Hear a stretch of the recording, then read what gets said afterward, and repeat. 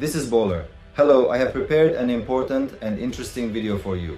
Subscribe and write in the comments what you think about it. At exactly 11:47 in the morning on June 27, 2025, in the heart of a tense regional standoff, an Israeli Air Force F-15I pilot reached forward and flipped the master arm switch, setting his aircraft into full combat readiness. Immediately, he felt the subtle but unmistakable shift of 10,000 pounds of deadly ordnance slung under his wings. The mission ahead was clear. In just 7 minutes, a mountain in southern Lebanon, hiding a sprawling underground complex, would be turned into rubble. But before any of that could happen, he and his team had to survive the most dangerous part, getting there without being shot down by one of the most heavily defended airspaces in the region. For the last 23 minutes, the pilot had been strapped tightly into his ejection seat, running through the meticulous pre-flight checklist that was as much ritual as it was procedure. This was not his first mission. Every line item had been performed hundreds of times before, but today the stakes were higher. Fuel quantity, verified. Weapon systems, online and checked. The payload hanging from his jet was not subtle.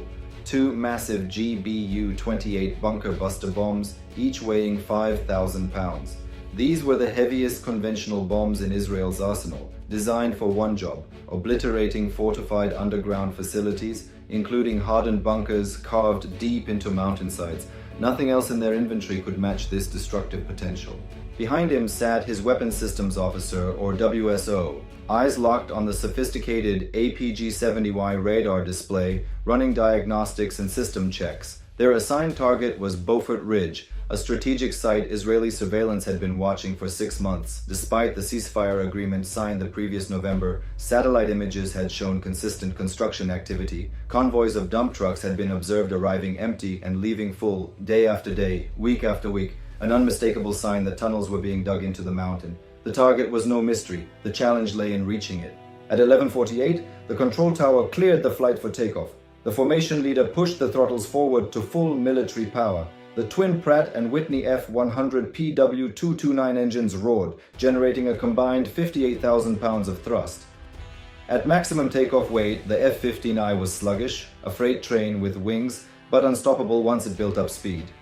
The acceleration pressed both pilot and WSO deep into their seats. The airspeed climbed: 70 knots, 100 knots, 130 knots. At 165 knots, the pilot eased back on the stick, and the aircraft slowly, almost grudgingly, lifted into the air, climbing steadily at 500 feet per minute.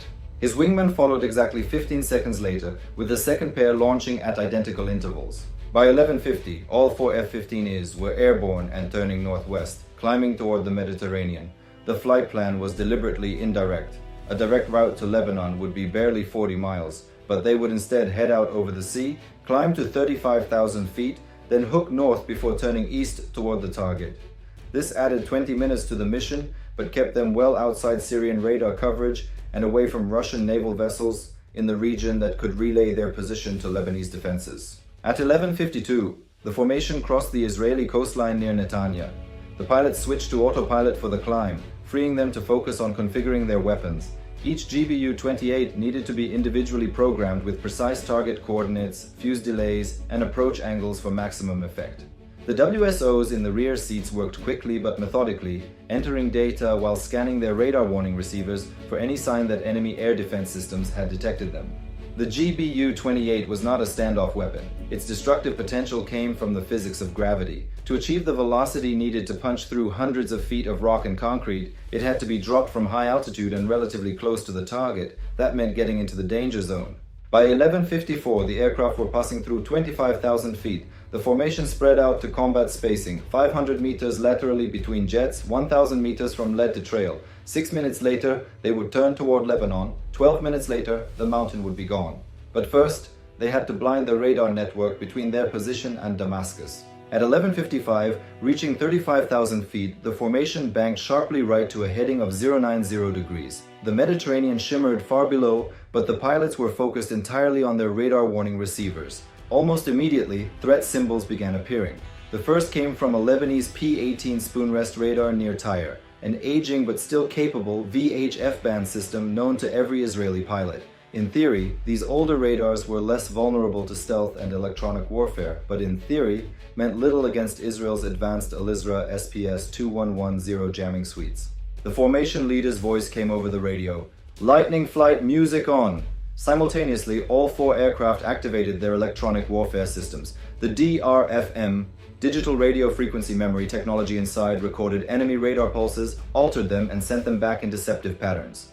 To the radar operators, the single formation suddenly split into a dozen aircraft, some climbing to impossible altitudes, others diving below sea level, and a few making 90-degree turns no real aircraft could execute. Within seconds, the radar screens were chaos. Soon, a modern Chinese JY-27A AESA radar in Sidon lit up, attempting to track them. This radar boasted frequency agility and claimed immunity to jamming, but Israeli intelligence had studied similar systems for months. The formation executed the carousel maneuver, with the lead banking 30 degrees left while transmitting maximum jamming power, his wingman banking 30 degrees right to create mirror image false targets. The trailing pair repeated the maneuver seconds later. The deception was convincing. Lebanese operators began tracking Phantom squadrons flying in different directions at once.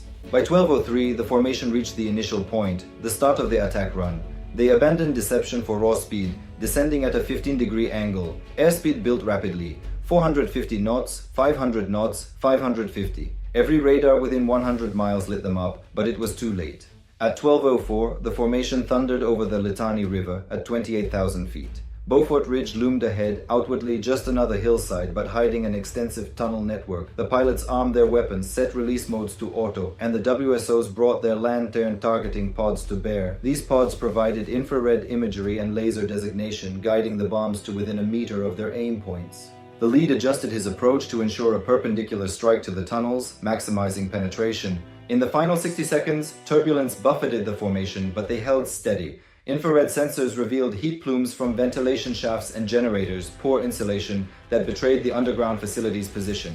Then the trailing aircraft called out, "SA-8 launch!"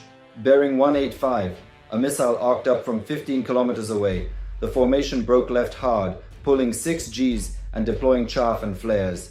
The missile locked onto the decoys and exploded harmlessly. Rolling back to the attack heading, they resumed the run. At 12:05, from 24,000 feet and 8 kilometers out, the lead released both GBU-28s. 3 seconds later, his wingmen followed, and 8 seconds later, the trailing pair released their weapons. In just 11 seconds, 8 massive penetrators were falling toward Beaufort Ridge. The jets broke away, diving for low altitude while keeping their laser designators locked. At 12:05 and 45 seconds, the first bomb struck at nearly the speed of sound. The hardened steel casing smashed through 15 meters of rock, 2 meters of reinforced concrete, and exploded at a depth of 27 meters, unleashing 286 kilograms of high explosive in the heart of the tunnel network. The others followed, detonating in different sections. 4 near simultaneous blasts amplified one another, pulverizing rock and liquefying concrete. Secondary explosions began instantly as ammunition and fuel stores ignited. The mountain erupted, sending a 3,000-foot column of smoke and debris into the sky.